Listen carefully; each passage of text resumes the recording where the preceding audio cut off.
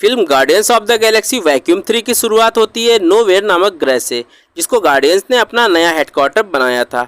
वहीं अपना hero rocket अपनी पुरानी यादों को सोच रहा होता है और बाकी सारे गार्डियंस अपने में व्यस्त होते हैं।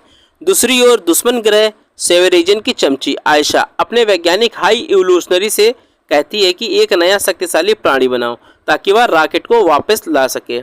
हाई इवोल्यूशनरी इस कार्य में जुट जाता है और वह एआई और इंसान को मिक्स करके एवेंजर्स एंड गेम में जो विजन था उसके जैसा एक प्राणी बनाना शुरू कर देता है और वो बनाकर तैयार भी कर देता है, जिसका नाम एडम होता है।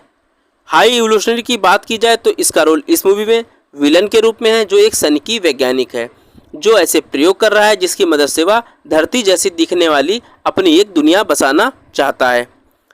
इस सनकी का काफ़ी पुराना नाता गार्डियंस के गैंग में रॉकेट से है।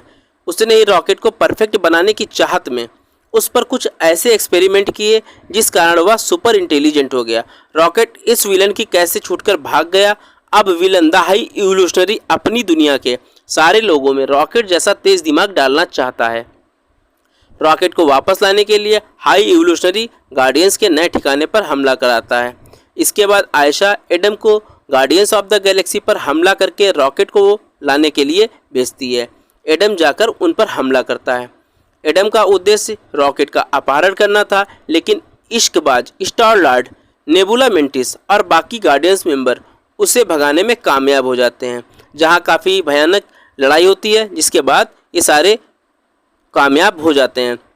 लेकिन उसके हमले के दौरान रॉकेट बुरी तरह से जख्मी हो जाता है और उसके अंदर एक कोड एक्टिव हो जाती है, जिसकी वजह से वह कुछ ही घंटों में मरने वाला था। रॉकेट को सिर्फ एक ओवरराइड कोड ही बचा सकती थी जो हाई इवोल्यूशनरी के पास थी। गार्डियंस इस ओवरराइड कोड को तलाशने के लिए निकलते हैं। रॉकेट की बात की जाए तो रॉकेट एक ऐसा प्राणी है जो आधा मशीन और आधा चूहा है। स्टार लॉर्ड कहता है कि उन्हें आर्गोक्रोप जाना चाहिए। वहाँ पर हाई इवोल्यूशनरी की लैब थी, वे उससे ओवरराइड कोड चुराना चाहते थे। आर्गोक्रोप की बात की जाए तो आर्गोक्रोप एक ऐसी जगह थी जहाँ पे हाई इवोल्यूशनरी की लैब थी। तभी एंट्री होती है अपने इश्कबाज स्टार लॉर्ड की, मासूका गमोरा की और साथ में रेवेंजर्स की, जिनको नेबुला ने मदद के लिए बुलाया था। रेवेंजर्स उनकी मदद के लिए तैयार हो जाते हैं। फिर वे सब आर्गोक्रोप पहुँचते हैं। वहाँ उनको फाइल मिल जाती है कि तभी लैब की सिक्योरिटी इंचार्ज उनको पहचान लेती है और वहाँ के गार्ड उन पर हमला कर देते हैं। लेकिन स्टार लॉर्ड बाहर से गार्ड के जेटपैक एक्टिव कर देता है और गार्डियंस वहाँ से बच निकलते हैं, जिसमें ड्रैक्स और नेबुला घायल हो जाते हैं और फिर वे जाते हैं अपने शिप पर, जहाँ वे फाइल को रॉकेट के अंदर एक्टिव करने का प्रयास करते हैं। लेकिन कोड न होने की वजह से रॉकेट सही नहीं हो पाता। अब कुछ ही देर में रॉकेट मरने वाला था। तभी नेबुला बताती है कि थील नामक वैज्ञानिक उस ओवरराइड कोड को लेकर भाग गया है और काउंटर अर्थ नामक ग्रह पर चला गया है। काउंटर अर्थ की बात करें तो ये पृथ्वी जैसी दिखने वाली एक ग्रह है जिसको हाई इवोल्यूशनरी ने बनाया है। वो जब चाहे उसको नष्ट कर सकता है।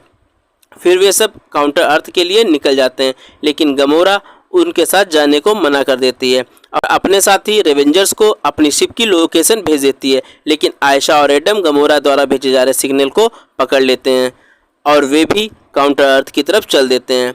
वहाँ पहुँचकर स्टार लॉर्ड, नेबुला और रूट उस वैज्ञानिक के स्पेसशिप में चले जाते हैं, जबकि ड्रैक्स, मेंटिस, गमोरा और रॉकेट पीछे अपने शिप पर रुक जाते हैं। स्टार लॉर्ड और ग्रूट को स्पेसशिप पर जाने दिया जाता है। नेबुला को नहीं जाने दिया जाता क्योंकि नेबुला इंसान और मशीन दोनों थी। स्टार लॉर्ड थील से कोड ले रहे थे तो हाई इवोल्यूशनरी के आदमी उसको पकड़ लेते हैं और उनमें लड़ाई होने लगती है।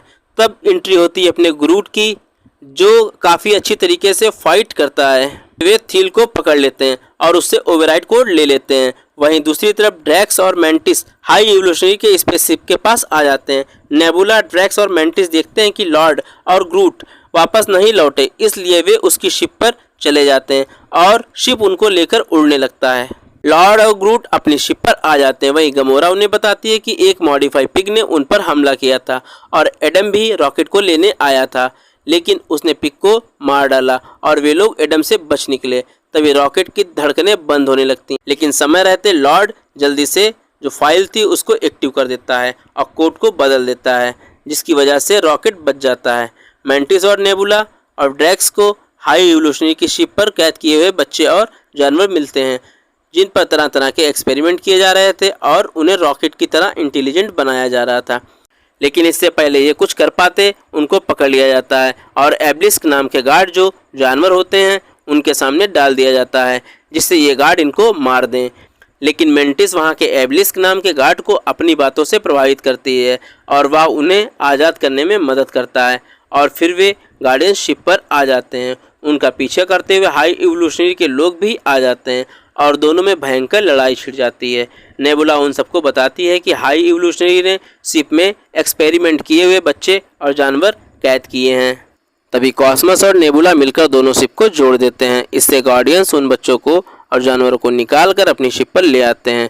इस दौरान हाई इवोल्यूशनरी आयशा को मार देता है और इस लड़ाई का अंत अपना हीरो रॉकेट हाई इवोल्यूशनरी को मारकर करता है।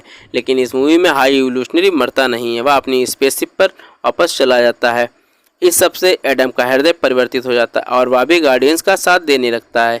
बच्चे और जानवरों को शिप से निकाल लेने के बाद शिप बुरी तरह से नष्ट हो जाती है, लेकिन स्टार लॉर्ड शिप में फंस जाता है और वह ठंड से जमने लगता है। लेकिन तभी एडम उसे वहां से बचाकर ले आता है। अंत में गार्डियंस को भंग कर दिया जाता है।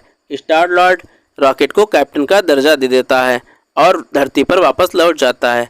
बाकी सारे गार्डियंस अपने अपने काम में